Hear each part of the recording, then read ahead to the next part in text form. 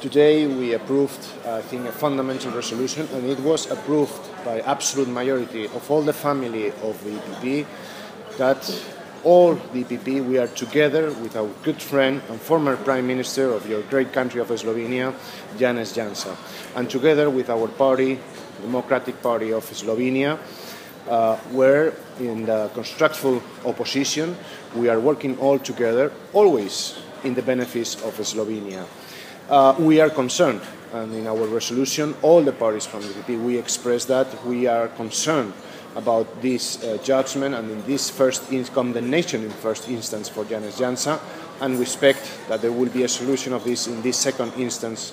that is going to be also seen in 3 months. We are also working, worried about the economical situation in Slovenia. The actual government should do its duties concerning the economics, the employment, that worries all of us, and also from the EPP, we want to be always of help for the Slovenian people to overcome these hard times. We are always there for you, together with our party and together with Janez Janša.